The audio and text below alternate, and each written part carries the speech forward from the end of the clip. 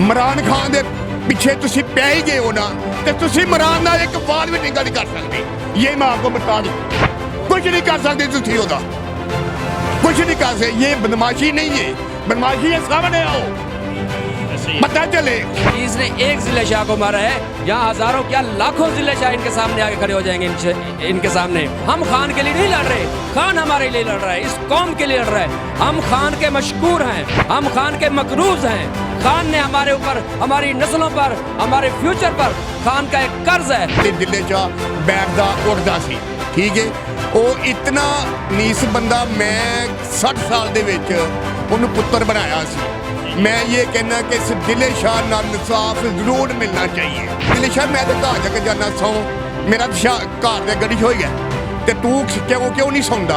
आंदा चाचा बस मैनू नींदर ही नहीं आती। ये पुलिस वाले सामने मेरे पीछे अभी मेरे नाल होने लगा, चलो यही पुलिस वाले फड़दे उन्होंने, ड्रामे लाने सानू उहदे नाल। दिले शाह तेनू हाँ फड़ लिया, तेनू असीं जेल लैके चले हाँ, उन्होंने शुक्र करना, उन्होंने फड़ लेना, फिर इन्हें पुलिस वाला देना छोड़। अस्सलाम वालेकुम। वासलाम। कैसे हैं? बेहतरीन। क्या कर रहे हैं इधर?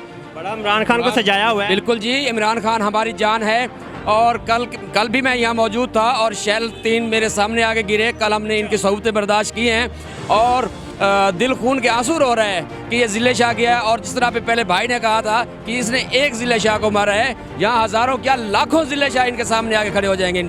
इनके सामने मैं कहता हूँ कि जख्मों से बदन सरशार सही पर उनके शिकस्ता तीर गिनो, जख्मों से बदन सरशार सही पर उनके शिकस्ता तीर गिनो, खुद मक्तल वाले कह देंगे ये बाजी किसने हारी है।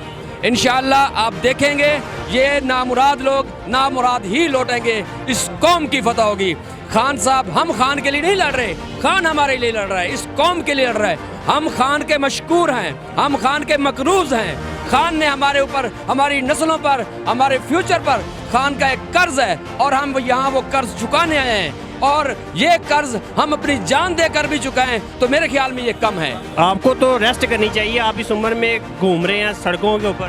बेटा जी, मैं इमरान खान का सिपाही हूँ, ठीक है। ये जो दिले शाह के साथ जुल्म हुआ है ना, जो दिले शाह के साथ जुल्म हुआ है, मैं 20 दिन दिले शाह के नाल मैं इधर ही खाना खाता है। अच्छा। और सारे कैंप को पता है, मुझे सारा कैंप जानता है, ये असलम साहब का जानता है, ये सब जानता है। मेरे साथ ही दिले शाह बैठदा उठदा सी, ठीक है।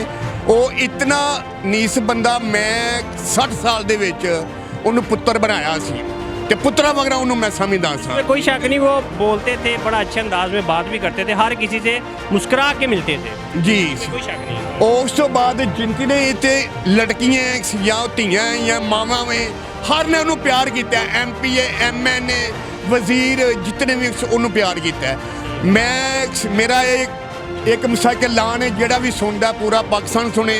मैं ये कहना कि इस दिले शाह नाल इंसाफ जरूर मिलना चाहिए, मिलेगा इंशाल्लाह। इंशाल्लाह उन्होंने जरूर मिलना चाहिए। एहो जिहा बंदे दा नाम मिलिया और इस बंदे ने इंशाल्लाह जिसने भी किया है, जिसने भी ये काम करवाया है या किया है, वो इंशाल्लाह ओदी हाँ पेगी, वो दिले शाह दी ऐसी हाँ पेगी। और मुझे पता है ओदे विच की गा सी, वो कैसा बंदा सी।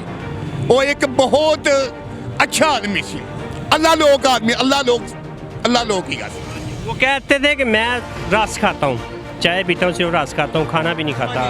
वैसे ही इन बात उसने बात हुई, बैठे हुई इसे कैंप हुई, इस जगह की हुई। मैं याद दिले शाह, मैं तो घर जाके जाना सौ, मेरा घर दे गड़ी हो गया, तो तू क्यों नहीं सौंदा? आंदा चाचा बस मैनू नींदर ही नहीं आती, मैनू नींदर ही नहीं आती। और हर धियां भैणां जितनियां भी इस कैंप के विच ने पार्क दे जमान पार्क दे विच, मैं झूठ नहीं मारना, तो इन्हों को इंटरव्यू ले लो, किसी को हाँ तुहानूं कुड़ी बुढ़ी बंदा MPA MNA जिन्ने भी इत्थे है हर ने उन्होंने प्यार किया है। ये पुलिस वाले सामने मेरे पीछे अभी मेरे नाल होने लगा, चलो यही पुलिस वाले फड़दे उन्होंने, ड्रामे लाने सानू उहदे नाल। दिले शाह तेनू हाँ फड़ लिया, तेनू असीं जेल लैके चले हाँ, उन्होंने शुक्र करना, उन्होंने फड़ लेना, फिर इन्हें पुलिस वाला देना छोड़। तो ये यार मैं तो पिंड गया सा, मैनूं तो पता कोई नहीं सीगा। मैं अज दी खबरां सुन के घर आके ਤੇ ਮੇਰਾ ਦੇ ਸਿਰੇ ਨੂੰ ਅੱਗ ਲੱਗੀ ਏ और जितना मेरा भाई है कि फोत हो गया मैं रोया नहीं सा और ये दिले शाह वास्ते मेरे अभी तक मैंने खाना नहीं खाया मैंने वो जगह याद आ रही है जिथे अभी मैं खलोता हूँ ऐसे ठीक है आंसू हर किसी के निकल रहे हैं इसमें कोई शक मैं सच्ची बात बताता हूँ आपको कि मैं आगे खबरें सुनिए सुबह 11 बजे मैं आया नारोवालों से आगे खबर नारोवालों के सुनिया जो दिले शाह मैं वेख्या तो मेरे लूह कड़े कड़े हो गए मैं क्या किस तरह हो सकता है मैं फिर उस जगह ते अज दिले शाह मेरे पास नहीं है अज मैं अकेला खड़ा हूँ मैं यह भी पैगाम देना हूँ कि जे तुसी इमरान खान के पिछे तुसी पै ही गए हो ना तो तुसी इमरान ना एक वार भी टिंगा नहीं कर सकते ये मैं आपको बता दूँ कुछ नहीं कर सकते तुसी ओदा कुछ नहीं कर सकते ये बदमाशी नहीं है बदमाशी है सामने आओ पता चले ठीक है ये सामने आओ आप इस वक्त देख सकते हैं कि हर अवाम ज़िले शाह का जो दुख है वो तो एक अलहदा ही कह लेंगे अवाम के हर बंदे के दिल में अब यही बात है कि ज़िले शाह क्यों मारा गया कोई क्या जुर्म क्या था उसका वो निकला था साथ ये भी निकल रहे हैं जो एक हक है जो पाकिस्तानी अवाम का हक है कि निकलना भाई निकलना हक है आप भी तो निकले थे हर कोई निकल रहा है इनको भी तो हक है ना निकलने का क्यों शैलिंग की गई क्यों मारा गया क्यों तशद्दुद किया गया इसी वक्त आप देख सकते हैं मेरे पीछे जितने भी कारकुनान खड़े हैं हर कोई इस वक्त जान देने के लिए तैयार है कितने लोगों को मारेंगे आप कितने लोगों को मारेंगे और हर बंदा जान देने के लिए तैयार है किसी से ही बात कर ले आप सलाम जुल्म कमाओ तुसी जिन्ने मर्जी जुल्म कमाओ असी जुल्म दे अगे झुकना नहीं तुसी जिन्ने मर्जी जुल्म कमाओ असी जुल्म दे अगे झुकना नहीं असी PTI दे टैगर हाँ असी किसे स्टेशन रुकना नहीं असी सीधे ही अगे जावांगे असी सीधे ही अगे जावांगे जाके जालिम चुक लियावांगे असी चौक च जुत्तियां मारांगे असी किसे कोलों भी डरना नहीं तुसी जिन्ने मर्जी जुल्म कमाओ असी जुल्म दे अगे झुकना नहीं इंशाअल्लाह इंशाअल्लाह जिंदाबाद देख सकते हैं आप इस वक्त जो ज़मान पाक की सूरत हाल है